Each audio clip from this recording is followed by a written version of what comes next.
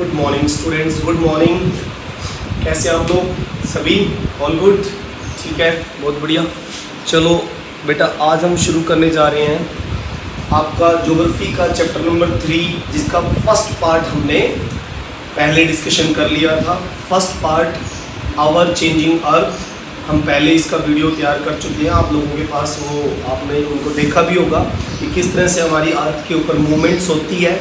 Endogenic movement और exogenic movement के बारे में हमने बातें की। ओके, और हमने ये भी देखा था कि इंडोजेनिक मूवमेंट्स की वजह से बहुत सारे लैंडफॉर्म्स यहाँ बनते हैं, जैसे माउंटेन हो गया। ठीक है, इसके अलावा हमने देखा था कि अर्थक्वेक आते हैं, वोल्केनो आते हैं इंडोजेनिक फोर्सेस की वजह से। और साथ में हमने ये भी देखा कि कुछ इंडोजेनिक फोर्सेस में डायस्ट्रोपिक फोर्सेस भी काम करती हैं। डायस्ट्रोपिक फोर्सेस मतलब पटल विरूपणी बल के बारे में हमने बातें की थी, जिससे माउंटेन वगैरह बनते हैं, प्लाट्यूज वगैरह बन जाते हैं। ये सारी चीज़ें हमने डिस्कशन की थी। फिर हमने एक्सोजेनिक फोर्सेस के बारे में भी बातें की थी। एक्सोजेनिक फोर्सेस की बात हमने इरोजनल और डिपोजिशनल फीचर्स के बारे में बातें की थी। ओके, और हमने ये भी देखा था, हमने आपको पिछली बार ये भी बताया था कि वर्क ऑफ रिवर, विंड वगैरह जो ये है, इससे क्या क्या होता है, क्या नहीं होता है, वो सब उसके बारे में लिटिल बिट एक डिस्कशन हमने किया था। ओके, अभी आज हम, और ये सारे प्रोसेस जो मैंने अभी बताए, इंडोजेनिक फोर्सेस और जो एक्सोजेनिक फोर्सेस काम करती है अर्थ के ऊपर, ये सारे के सारे प्रोसेस मोस्टली लिथोस्फीयर पे काम करते हैं।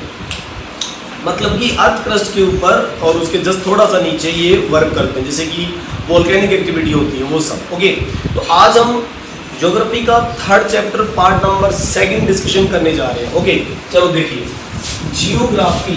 ओके, जियोग्राफी का चैप्टर नंबर 3। ओके, और इसका चैप्टर नंबर 3 इसका नाम है आवर चेंजिंग अर्थ।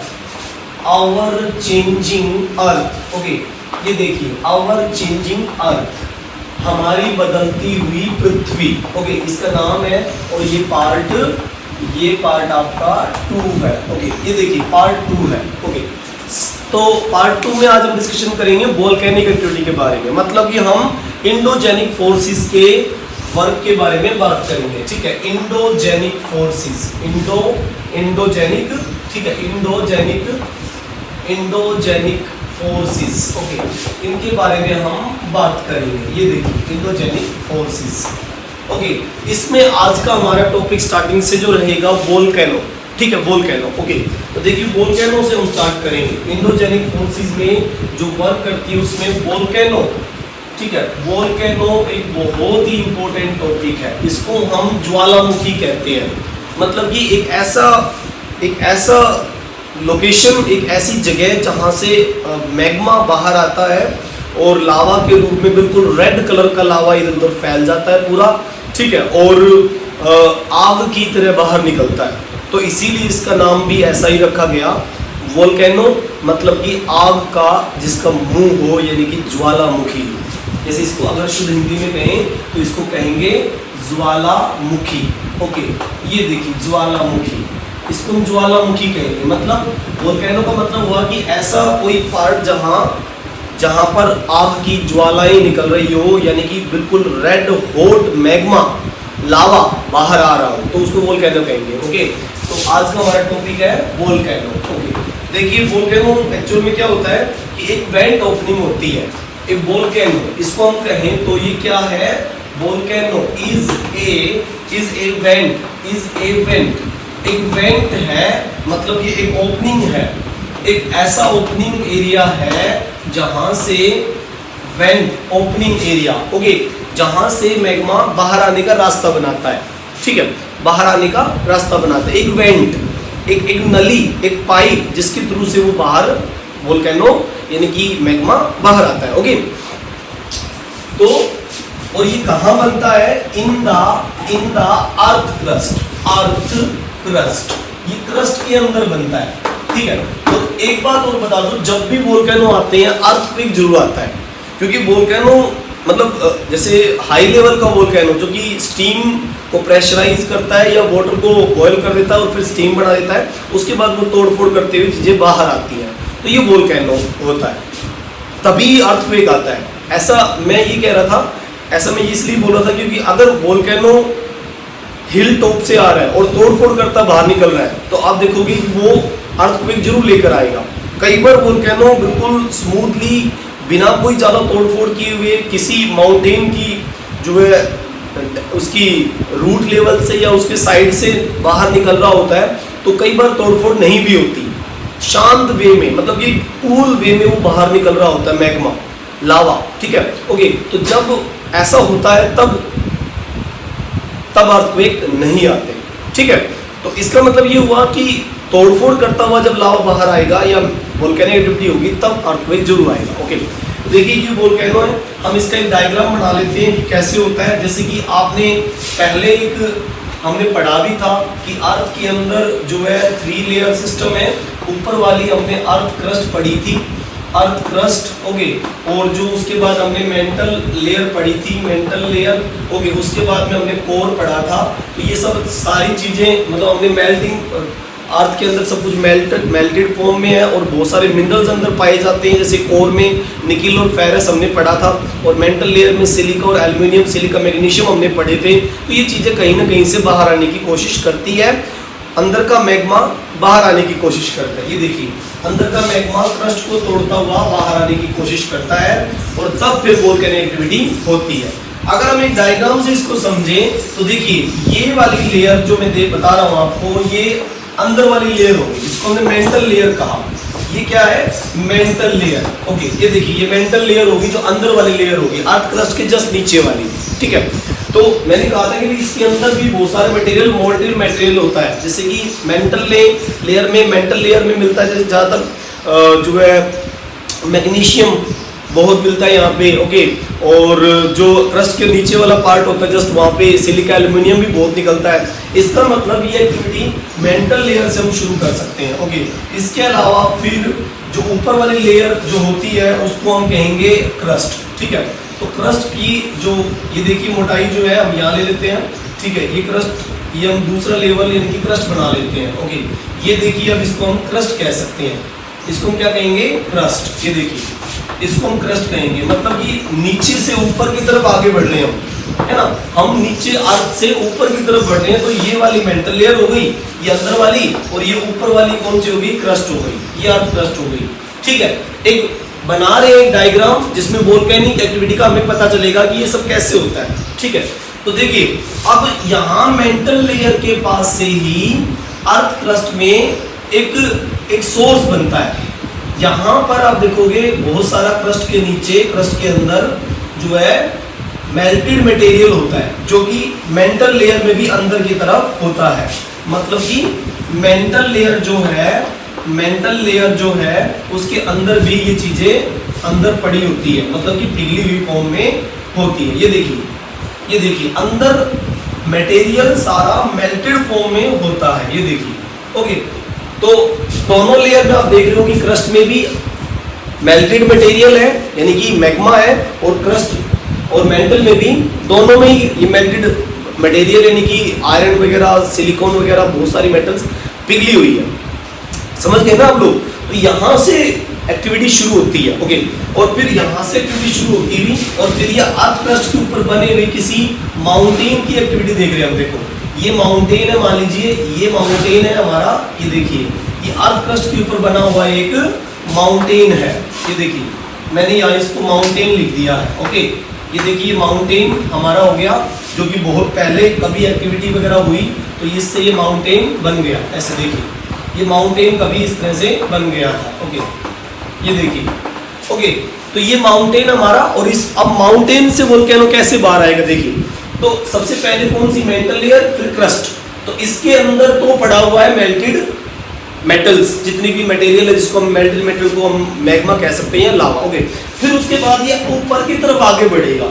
अब ऊपर की तरफ आगे बढ़ते हो, अब देखोगे कई बार ऐसे ऊपर की तरफ आगे बढ़ेगा ये वोल्केनो जो एक्टिविटी अंदर, मतलब अंदर से ऊपर की तरफ बाहर निकलने की कोशिश करेगा, ओके।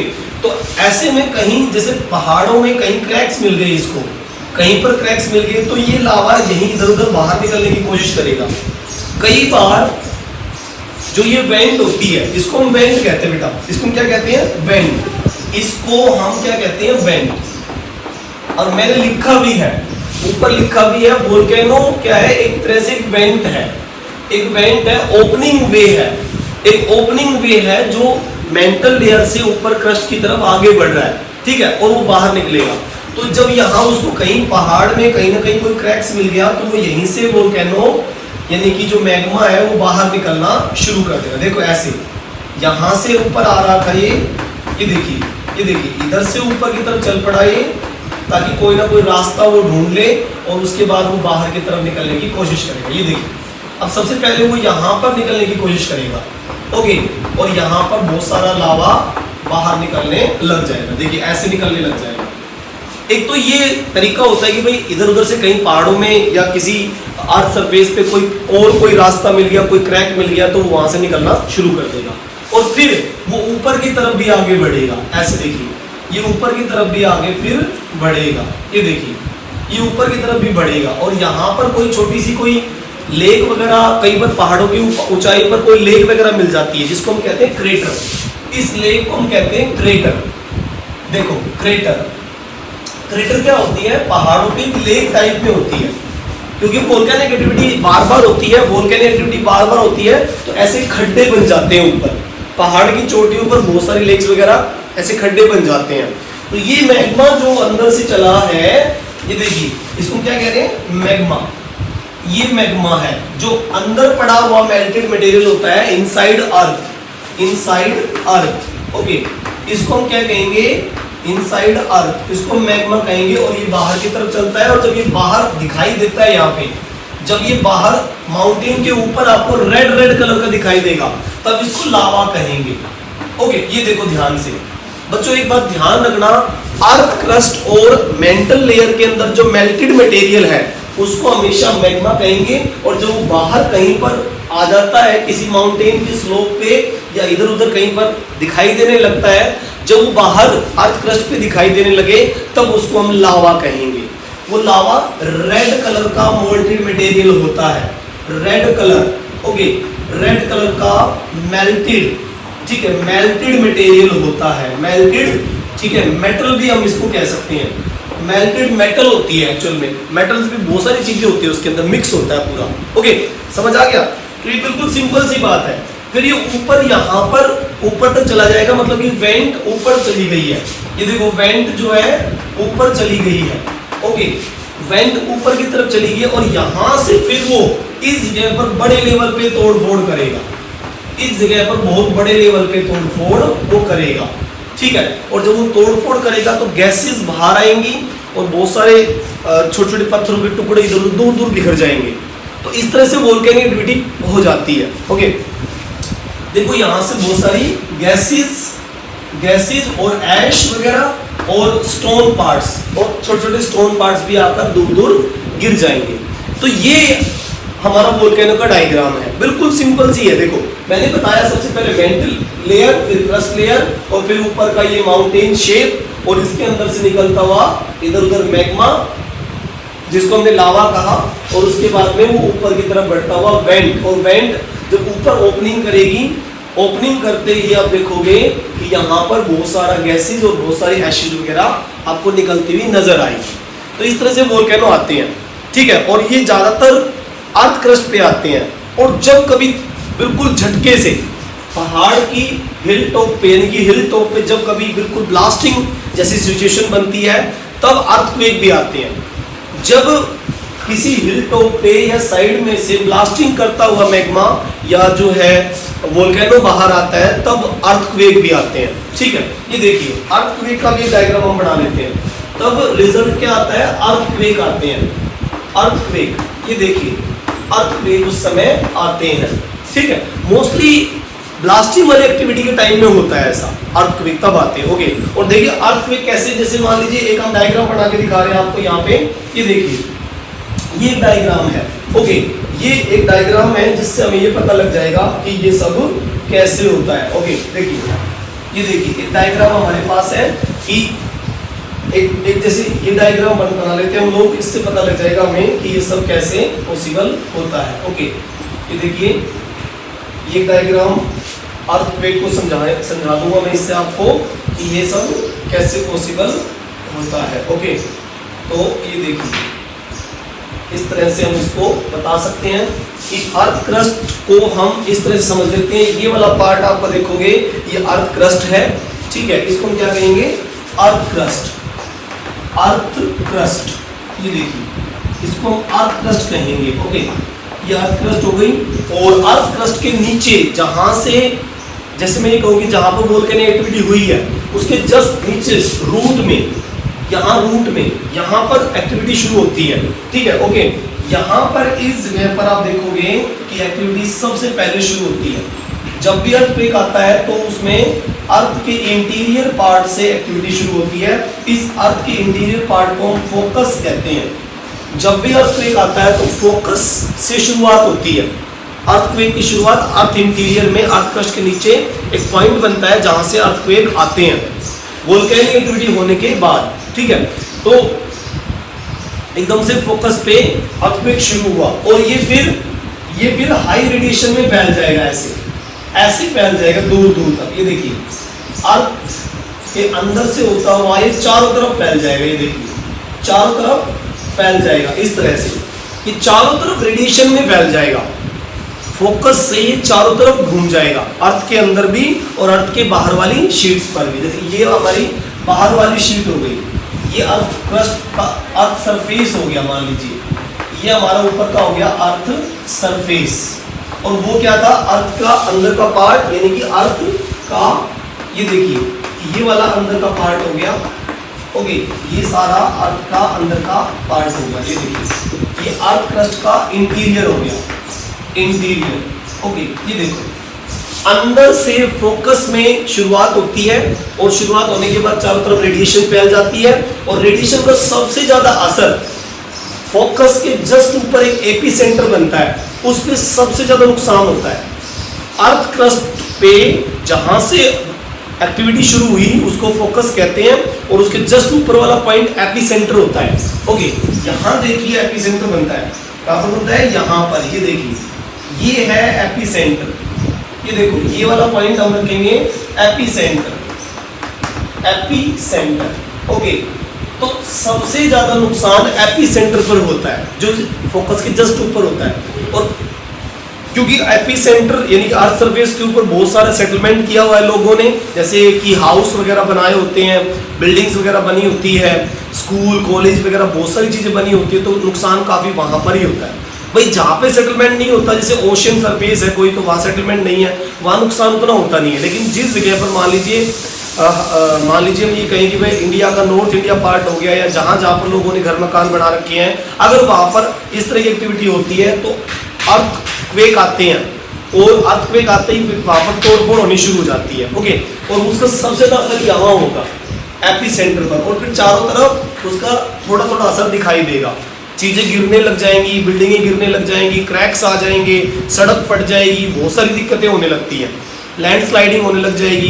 तो ये सब अर्थक्वेक के क्या रिजल्ट्स हैं। ओके, तो मेरे ख्याल से आपको समझ आ गया होगा कि फोकस क्या है, जहां से एक्टिविटी शुरू हुई अर्थक्वेक की, और अर्थक्वेक वोल्केनिक एक्टिविटी से भी आ सकते हैं, ह्यूमन एक्टिविटी, कोई माइनिंग कर रहा है या कोई ब्लास्टिंग कर रहा है तो उससे भी आ सकता है। तो ये अर्थक्वेक हो गया, ठीक है। ओके, और उसके बाद में ये जो फैलती हैं इनको हम सिस्मिक वेव्स कहते हैं। जैसे मैंने बताया कि ऐसे राउंड राउंड शेप में ये चारों तरफ फैल जाएंगी, तो इसको कहते हैं सिस्मिक वेव्स। इसको हम क्या कहते हैं, सिस्मिक वेव्स, इनको हम कहते हैं सिस्मिक वेव्स। ये देखिए ये सिस्मिक वेव्स होती हैं जो चारों तरफ सराउंडिंग में हॉरिजॉन्टली फैल जाती है, वर्टिकल नहीं फैलती, हॉरिजॉन्टल लेवल पे फैल जाती है ऊपर। ओके, अब हमें कैसे पता लगता है कि अर्थक्वेक कितना स्ट्रॉन्ग आया, कितना कमजोर आया है? एक्चुअल में एक सिस्मोग्राफ एक इंस्ट्रूमेंट होता है जिससे हमें उसकी जो स्पीड होती है अर्थक्वेक की, या उसकी जो वेलोसिटी होती है उसके बारे में पता चल जाता है। ओके, अर्थक्वेक को मापने के लिए जो इंस्ट्रूमेंट होता है उसको हम सिस्मोग्राफ कहते हैं। क्या कहते हैं, सिस्मोग्राफ। ये देखिए सिस्मोग्राफ होता है जिससे हमें पता लग जाता है, सिस्मोग्राफ इंस्ट्रूमेंट। ये देखिए। ओके, और ये कैसे पता लगाता है, इसमें वेव्स होती है। ये क्या होती है, वेव्स के थ्रू पता लगाते हैं कि हम अर्थक्वेक को कैसे मेजर कर सकते हैं, या उसकी क्या वेलोसिटी है, कितना स्पीड है, अर्थ क्रस्ट के अंदर क्या है, अर्थ इंटीरियर में क्या है, उसको भी हम इन वेव्स से पता लगा सकते हैं। ठीक है, ये जो इंस्ट्रूमेंट है इसकी जो 3 वेव्स होती हैं वो कौन कौन सी होती है? जैसे कि इसके अंदर 3 वेव्स होती हैं।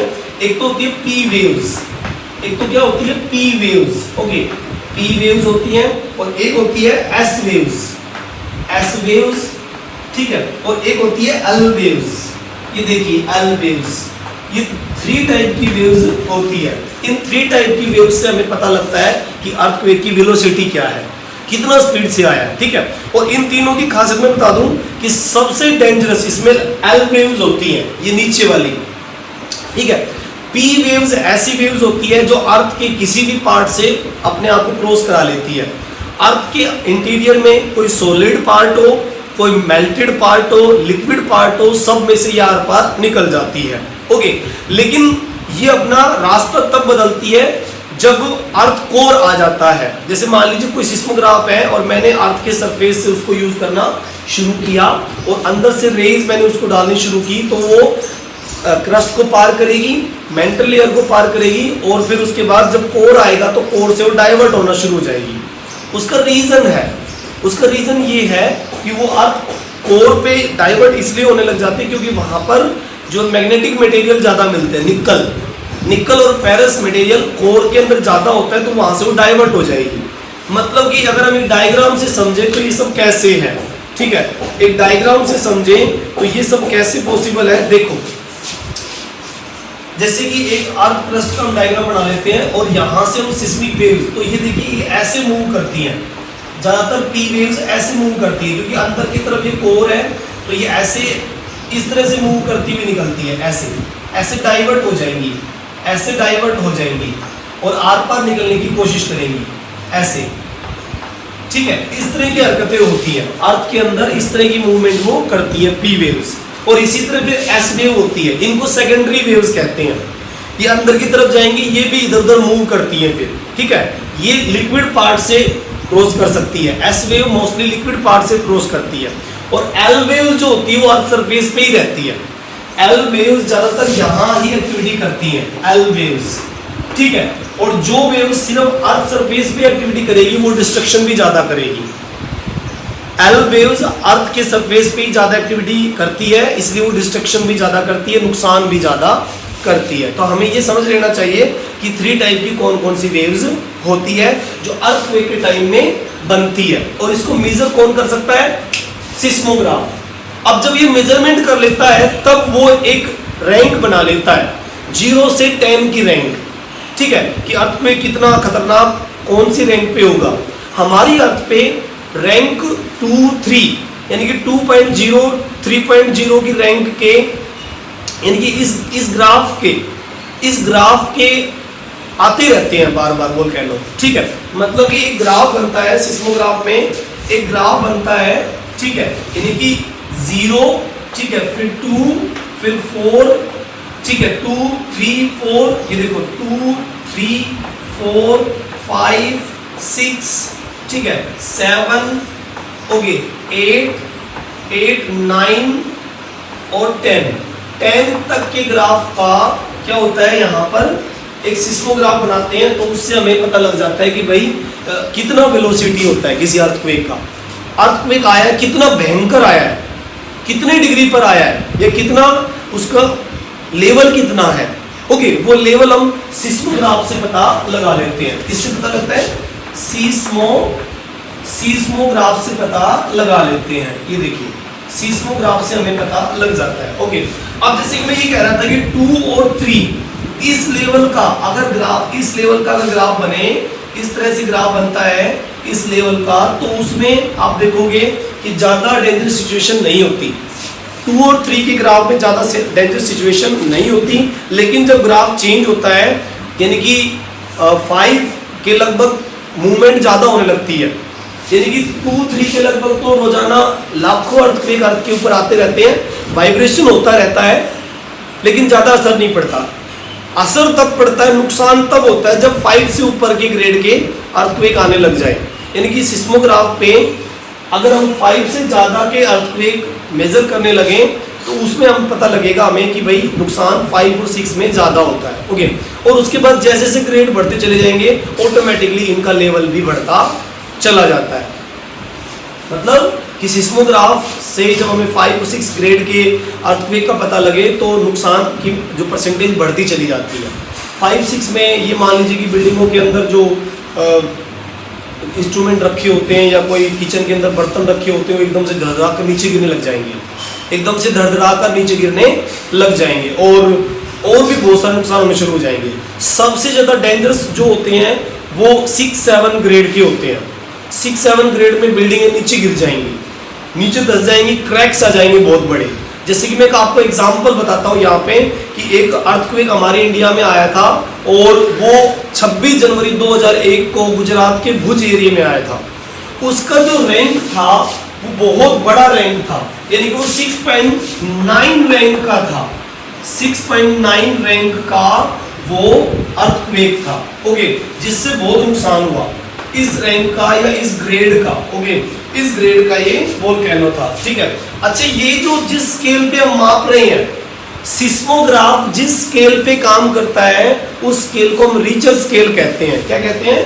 Richter scale. इसको क्या कहते हैं? Richter scale. इस स्केल का नाम हम देंगे Richter scale. Richter scale, okay.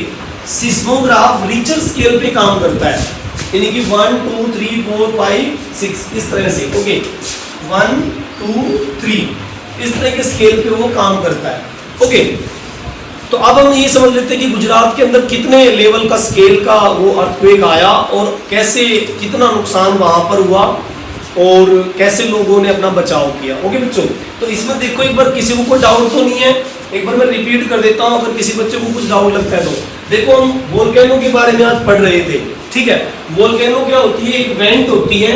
Went मतलब ओपनिंग, अर्थ क्रस्ट और अर्थ जो मेंटल लेयर है वहां से ऊपर की तरफ खुलने के लिए एक नली होती है, एक वेंट होती है जो ऊपर खुलती है। ये वेंट कई बार बीच में भी माउंटेन के जहां क्रैक्स उसको मिलेंगे वहां से वो निकलने के लिए बाहर तैयार हो जाएगी। अंदर पड़ा हुआ मैग्मा कहलाएगा, हमेशा जो भी मोल्टेड मटेरियल है वो अंदर मैग्मा कहलाएगा। बाहर आने के बाद वही रेड मटेरियल लावा कहलाएगा, ओके। एक बात, जब ये चीजें बाहर आती है किसी वोल्केनो या किसी माउंटेन से बाहर जब आती है तो उस समय एक ब्लास्टिंग होती है। और जब भी ब्लास्टिंग होती है, ठीक है, वैसे हमेशा ब्लास्टिंग नहीं होती, लेकिन जब भी ब्लास्टिंग होती है तो अर्थक्वेक जरूर आते हैं। और जब भी अर्थक्वेक आता है तो उसके लिए ये डायग्राम हमें समझ लेना चाहिए। तो देखिए, जब भी अर्थक्वेक बनता है वो मोस्टली फोकस से तैयार होता है। अर्थ क्रस्ट के नीचे का पार्ट जहां से अर्थक्वेक की मूवमेंट शुरू हुई है, ओके, उसको हम फोकस कहते हैं और उसके जस्ट ऊपर वाले पार्ट को हम एपिसेंटर कहते हैं, ओके। ज्यादा नुकसान हमेशा ही एपिसेंटर पे होता है और ये जो रेडिएशन फैल जाती है चारों तरफ अर्थ क्रस्ट से, अर्थ क्रस्ट के इंटीरियर पार्ट से और उसके अर्थ सरफेस के ऊपर वाले पार्ट पर चारों तरफ रेडिएशन फैल जाती है, उसको हम सिस्मिक वेव्स कहते हैं। अगर हमें अर्थक्वेक की वेलोसिटी का पता लगाना हो तो हमें जिस इंस्ट्रूमेंट का यूज करना पड़ेगा वो सिस्मोग्राफ होगा। और सिस्मोग्राफ हमेशा ही रिचर स्केल पे काम करता है, रिचर स्केल पे काम करता है। और रिचर स्केल क्या मेजर करता है? वो पी, एस और एल वेव को मेजर करता है। क्या करता है? प्राइमरी वेव्स को मेजरमेंट करता है और एस वेव सेकेंडरी वेव्स को मेजरमेंट करता है और एल वेव्स यानी कि, ठीक है, लॉन्गिट्यूडिनल वेव्स, उनको भी ये मेजरमेंट करता है। इसमें सबसे ज्यादा खतरनाक जो अर्थ क्रस्ट पे नुकसान करती है, भयंकर नुकसान करती है, उसका नाम होता है एल वेव्स। क्योंकि एल वेव्स अर्थ के इंटीरियर पार्ट में नहीं जा पाती, वो अर्थ के सरफेस पर ही मूव करती है। अगर वो अंदर जाएगी भी तो जब मेल्टेड मटेरियल शुरू होगा यानी कि लिक्विड, तो लिक्विड से वापस ऊपर की तरफ मुड़ जाएगी। मतलब कि एल वेव सिर्फ और सिर्फ सॉलिड एरिया में काम करती है और अर्थ क्रस्ट यानी कि अर्थ का ऊपर वाला पार्ट सॉलिड है। इसका मतलब एल वेव सिर्फ और सिर्फ अर्थ सरफेस पे काम करती है और नुकसान भी ज्यादा करती है, ओके। एस वेव और पी वेव्स ये सॉलिड में भी क्रॉस कर सकती हैं और लिक्विड में भी क्रॉस कर सकती हैं। I repeat my point, S waves और पी वेव्स, प्राइमरी और सेकेंडरी वेव्स, ये तीनों माध्यम से गुजर सकती है, इसलिए ये नुकसान भी कम करती है। जब भी कोई मूवमेंट होती है तो ये पी वेव्स अर्थ के अंदर तक चली जाती है तो अर्थ सरफेस पे ज्यादा नुकसान नहीं करती। सेकेंडरी वेव्स भी अर्थ के अपर पार्ट से अंदर की तरफ चली जाती है तो ज्यादा नुकसान नहीं करती। मतलब कि अगर हम फोकस से पी वेव्स और एस वेव की बात करें तो पी वेव्स एस वेव अंदर की तरफ जाती है और ऊपर की तरफ भी आती है, तो इतना नुकसान नहीं होता जितना कि एल वेव से होता है। एल वेव्स जो लास्ट वाली थर्ड वेव्स है वो सिर्फ और सिर्फ अंदर जाने की बजाय वो अर्थ सरफेस पे ही ज्यादा काम करती है इस वजह से। ओके, तो ये 3 टाइप की वेव्स होती हैं और ये रिचर स्केल है। मैंने ये बताया आपको कि 2 और 3 रिचर स्केल पे अगर अर्थक्वेक आता है तो ज्यादा नुकसान नहीं होता। ऐसे नॉर्मल अर्थक्वेक तो लाखों आते रहते हैं अर्थ पे। नुकसान तब होता है जब 4, 5 या 6, 7 ग्रेड पे अगर आए। 4, 5 पे भी ज्यादा नुकसान नहीं होता, बिल्डिंग्स वगैरह हिलती जरूर है लेकिन गिरने की एक्टिविटी कम होती है। बर्तन गिरना, वाइब्रेशन होना, ये तो नॉर्मल चीजें हैं, वो तो 5 और 4 पे नजर आती हैं। लेकिन सबसे ज्यादा डेंजरस जो सिचुएशन होती है वो 5 के बाद ही होती है।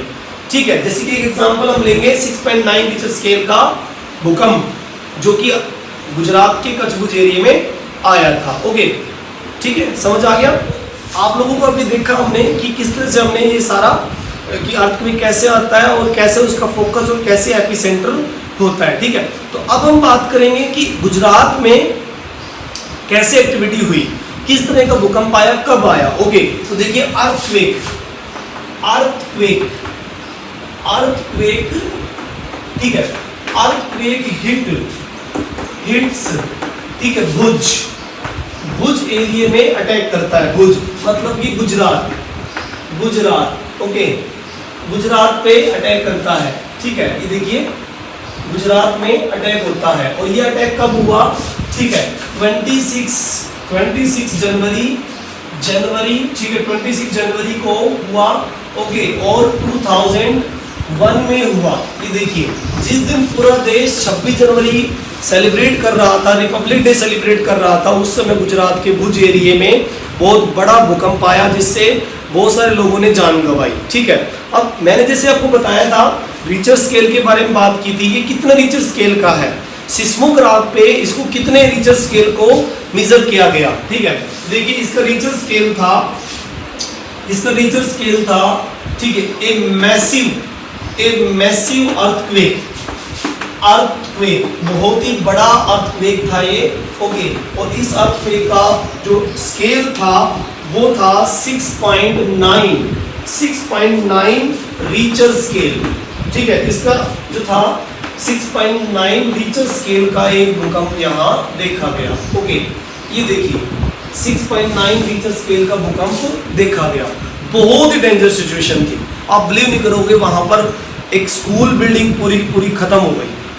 स्कूल बिल्डिंग पूरी तरह से ढह गई और उसमें बहुत सारे टीचर और बहुत सारे बच्चे मारे गए, बहुत नुकसान हुआ भाई। सड़कें फट गई, बहुत सारी जगह पर कोल फैक्ट्रीज में आग लग गई, मतलब कि फायर एक्टिविटी भी साथ साथ में हुई, क्योंकि जब भी वोल्केनो आता है बाहर या अर्थक्वेक होती है तो ऐसे नुकसान देखने को मिलते हैं। ठीक है, ओके, फायर एक्टिविटी वगैरह हो जाती है। तो देखिए इसमें स्कूल्स, ठीक है, इसका नुकसान देखिए क्या क्या नुकसान हुआ। ओके, इसमें 971 स्टूडेंट्स, ठीक है, 971 स्टूडेंट्स डेथ, ठीक है, इतने बच्चों की डेथ हो गई। ओके, और साथ में 31 टीचर्स ने अपनी जान गंवाई। ठीक है, डेथ हुई। ओके, और बहुत सारे नुकसान और भी हुए। ठीक है, क्या क्या नुकसान हुए, ठीक है, कि 971 स्टूडेंट्स मारे गए और जो है लगभग 31 टीचर्स मारे गए और पूरी बिल्डिंग, स्कूल बिल्डिंग कोलैप्स हो गई। स्कूल बिल्डिंग, ठीक है, स्कूल बिल्डिंग पूरी तरह से कोलैप्स हो गई। ठीक है, स्कूल बिल्डिंग को बहुत नुकसान पहुंचा। ओके, और उसके बाद देखोगे आसपास के एरिया में, ठीक है, स्कूल बिल्डिंग नुकसान हुआ और फिर जो है डिस्ट्रक्शन लेवल बहुत हाई लेवल पे हुआ। ओके, डिस्ट्रक्शन की बात कर रहा हूं मैं, डिस्ट्रक्शन लेवल, ठीक है, तो एक तो स्कूल बिल्डिंग में बहुत नुकसान हुआ, दूसरा, ठीक है, ओके, दूसरा नुकसान हुआ फोन लाइन, ओके, और जो है वाटर पाइपलाइन, ठीक है, ये सारी धीरे धीरे सारी जो है डिस्टर्ब हो गई, सारे उखड़ गए, सब कुछ तहस नहस हो गया। वहां पर इतनी बुरी हालात हो गई, बहुत बड़ा नुकसान हुआ वहां पे। ओके, और पावर और जो पावर स्टेशंस हैं वो भी पूरी तरह से डिस्टर्ब हो गए, पावर स्टेशंस, ठीक है, डिस्टर्ब, ठीक है, और बहुत नुकसान हुआ। फिर वहाँ पर प्रधानमंत्री जो चीफ मिनिस्टर रिलीफ फंड वहाँ पर तैयार किया गया, ठीक है, भुज रिलीफ फंड वहाँ पर तैयार किया गया। उससे बचाव के लिए जो है भुज, गुजरात का भुज रिलीफ, ठीक है, रिलीफ फंड तैयार किया गया, ठीक है, रिलीफ फंड तैयार किया गया सीएम के थ्रू। सीएम ने अपील की सब लोगों से कि गुजरात के लोगों की मदद की जाए, गुजरात के लोगों की मदद की जाए, ये सीएम की अपील थी सबसे, ओके। और ठीक है, फाइनेंशियल हेल्प दी जाए, रिलीफ फंड तैयार हुआ, फाइनेंशियल, ठीक है, फाइनेंशियल हेल्प के लिए बातें होने लगी, ओके, इस तरह से ताकि लोगों को राहत मिले। कुछ ही दिनों में वहाँ इतनी बुरी हालात हो गई कि फूड की शॉर्टेज होने लगी, अदर जो भी खाना होता है या कपड़े होते हैं या इन सब चीज़ों की बहुत बड़ी दिक्कत वहाँ पर देखने को मिली। आप देखोगे कि वहाँ पर 100, ठीक है, मतलब कि जितने भी लोग अफेक्टेड हुए थे उन सब लोगों में उन लोगों की, उनके फैमिली मेम्बर्स की जान चली गई, मारे गए। प्लस में आने वाले टाइम में 2-4 दिन में वहाँ पर मतलब कि अलग अलग प्रकार की जो है फूड, ब्लैंकेट, इन सब की प्रॉब्लम्स भी देखने को मिली, ठीक है, ओके। और साथ ही यहाँ पर जो है बहुत सारी 100 से भी ज़्यादा जगह पर आग लग गई, ठीक है, ये देखो 100 ऑफ फायर्स, हंड्रेड्स, ठीक है, 100 ऑफ फायर, 100 से भी ज़्यादा जगह पर आग लगने के देखे गए। मतलब कि कोल एरिया जो जहाँ पर था, कोल एरिया जहाँ पर स्टोर किया गया था वहाँ पर भी आग लगी। और भी ज़्यादा, जैसे गैस पाइपलाइन थी कोई, वो फट गई पूरी तरह से, वहाँ पर आग लग गई। क्योंकि आप देखते हो कि आसपास के ऐसे जो इंडस्ट्रियल एरिया होते हैं ना, वहाँ पे गैस की पाइपलाइन, पेट्रोलियम पाइपलाइन, कोल के लिए जो स्टोरेज वगैरह वो लोग रखते हैं, क्योंकि बड़ी बड़ी फैक्ट्रीज होती है, उनके लिए उनको स्टोरेज रखना पड़ता है। तो ऐसे में अगर अर्थक्वेक आता है और वोल्केनिक एक्टिविटी या कोई और अदर एक्टिविटी होती है, तो सीधी सी बात है फिर वहाँ पर फायर वगैरह या आग जैसी समस्याएं हो सकती हैं। तो बहुत नुकसान हुआ। अब समझना ये है कि भाई इन सब चीज़ों से बचा कैसे जाए, पता कैसे लगे। तो कभी भी हमें अर्थक्वेक के आने का पता नहीं चल पाता, क्योंकि ये एकदम सडन मूवमेंट होती है, तो कभी पता नहीं लगता। लेकिन साइंटिस्ट क्या ये कहते हैं कि भाई, साइंटिस्ट ये कहते हैं कि कई बार एनिमल की जो हरकतें होती है उससे हमें कई बार इस चीज़ का प्रूफ मिल जाता है कि अर्थक्वेक आने वाला है। जैसे चूहे होते हैं, चूहे वो अपने बिलों से बाहर आ जाते हैं। एक तो ये एक्टिविटी बहुत नोटिस करने लायक होती है। और जैसे मैं ये कहूँ कि जो बर्ड्स होते हैं उनके अंदर भी एक अलग ही एक्टिविटी देखने को मिलती है जब भी अर्थक्वेक आता है। एकदम से जैसे पीकॉक वगैरह है, जोर जोर से चिल्लाने लग जाएंगे, और जो बर्ड्स वगैरह है वो ज़्यादा चिरपिंग करने लग जाएंगे, बहुत ज़्यादा चहचहाने लग जाएंगी। मतलब कि डर जैसा माहौल एनिमल्स और बर्ड्स में देखने को मिलता है। अगर हम उनके बिहेवियर को चेक करें तो हमें पता लग जाएगा कि अर्थक्वेक आने वाला है। तो इन सब से बचाव कैसे किया जाए, बचाव के तरीके क्या है। हम रोक नहीं सकते अर्थक्वेक को। इंडोजेनिक फोर्सेस या जो अंदर से हो रही एक्टिविटी होती है जिसकी वजह से हमें इतना नुकसान झेलने को मिलता है। जापान जैसे कंट्रीज में, आसपास इंडोनेशियन कंट्री में तो नुकसान का लेवल बहुत ज़्यादा हाई होता है। हमारे इंडिया में तो फिर भी इतना नुकसान नहीं है, होता तो है ही, नुकसान तो हुआ लेकिन उतना नहीं हुआ जितना कि अदर कंट्रीज में है। हिमालय एरिया में अर्थक्वेक आते रहते हैं। हरियाणा और आसपास के यूपी के लोग हैं वो इन चीज़ों को झेलते रहते हैं। तो नुकसान का लेवल तो होता है, लेकिन इसका बचाव किया जा सकता है। ठीक है, इसका बचाव क्या है तो देखिए, ठीक है, रोका नहीं जा सकता लेकिन बचाव कर सकते हो। अर्थक्वेक के लिए प्रिपेयर्डनेस, अर्थक्वेक से बचने से, अर्थक्वेक आने से पहले आप अपने आप को कैसे प्रिपेयर कर सकते हो। प्रिपेयर, ठीक है, प्रिपेयर्डनेस मतलब कि अर्थक्वेक आने से पहले हम अपने आप को कैसे तैयार कर सकते हैं। देखो सबसे पहली बात कि हमें कोई सेफ स्पॉट ढूंढना चाहिए। अगर अर्थक्वेक आ भी गया तो हमें कोई सेफ स्पॉट ढूंढना चाहिए। एक ऐसी जगह ढूंढनी चाहिए जो कि छुपने के लिए या फिर बचने के लिए सही हो। ये एक सबसे बड़ी बात है। जैसे मान लीजिए हम कोई बिल्डिंग में फंस गए हैं, उस बिल्डिंग के अंदर हम कैसे उस चीज़ को सर्वाइव कर सकते हैं, कैसे हम बच सकते हैं। तो जैसे बताया कि भाई, जैसे अगर आप अपने घर में ही हैं और अर्थक्वेक की सिचुएशन बन गई है, 5 रिक्टर स्केल से भी ज़्यादा बड़ा भूकंप आ गया है अर्थक्वेक आ गया है तो हम लोग सेफ स्पॉट ढूंढे अपने घर में। अब वो सेफ स्पॉट क्या हो सकते हैं, जैसे कि kitchen counter, under the kitchen counter, under A kitchen counter, ठीक है, अंडर ए किचन, ठीक है, किचन काउंटर, उसके अंदर छुपा जा सकता है, ठीक है, ओके। और क्या हो सकती है सेफ स्पॉट, और क्या हो सकता है, ठीक है, घर के अंदर देखो टेबल या डेस्क के नीचे आप अपने आप को सर्वाइव कर सकते हैं, अंडर द टेबल, ठीक है, अंडर द टेबल, ओके, और डेस्क, और डेस्क, इसके अंदर आप अपने आप को छुपा सकते हो, ठीक है। तो ये सेफ स्पॉट आपको ढूंढनी पड़ेगी। अर्थक्वेक आता है तो उस चीज से बचा नहीं जा सकता, लेकिन ये है कि आने के बाद अगर हमें पता लग जाए तो हम अपना बचाव कर सकते हैं, ओके। दूसरा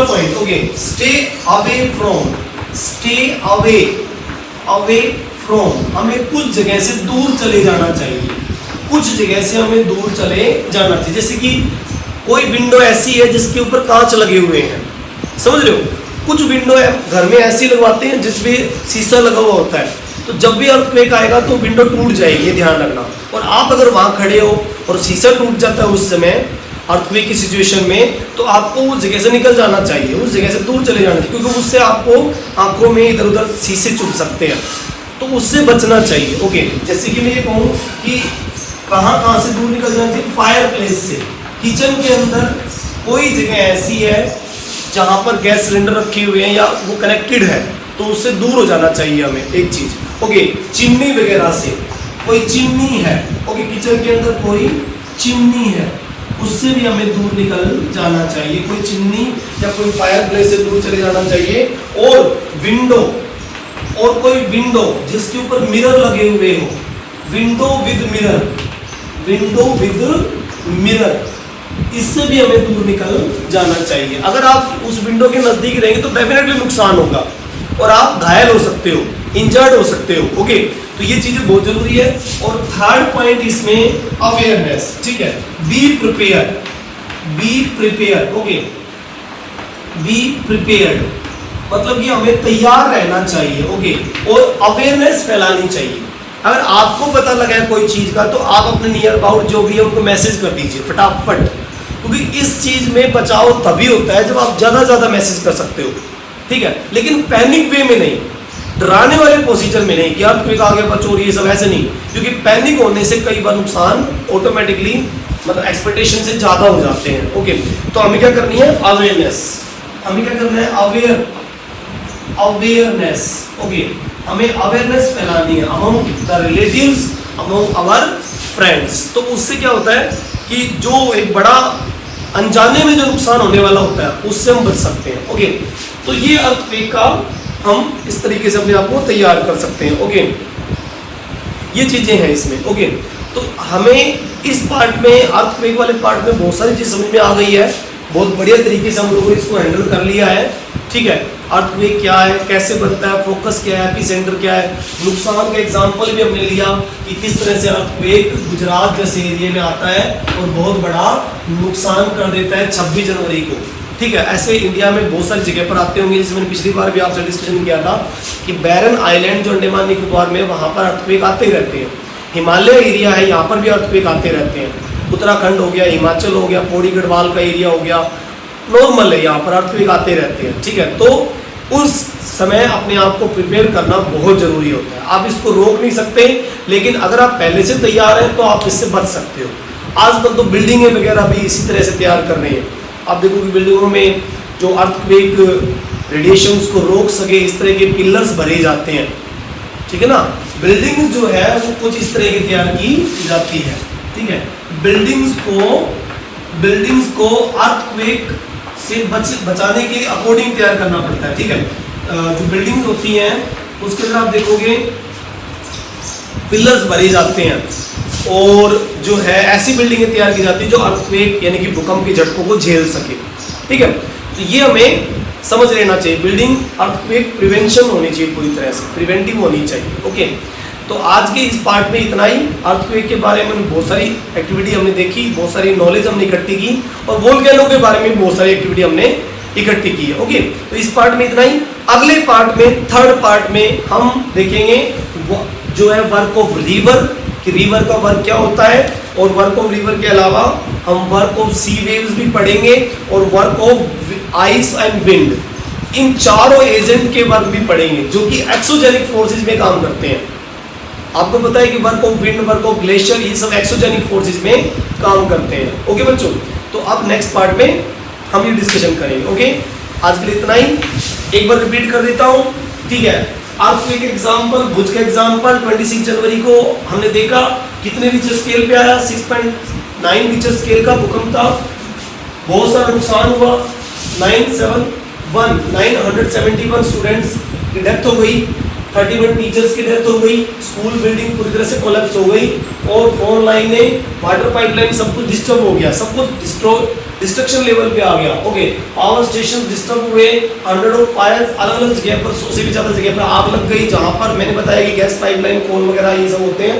ओके, और बहुत नुकसान हुआ, इनसे बचा कैसे जा सकता है, सेफ स्पॉट ढूंढना चाहिए। जब अर्थक्वेक आ जाए तो पहचानने की कोशिश करनी चाहिए, ज़्यादा से ज़्यादा अपने आप को रेडी रखिए और प्रिपेयर करिए अपने आप को, ठीक है, और सेफ स्पॉट ढूंढिए। अर्थक्वेक आ गया, भाग नहीं सकते हम उस चीज़ से, तो कोशिश तो ये कीजिए कि बिल्डिंग से बाहर निकल जाइए।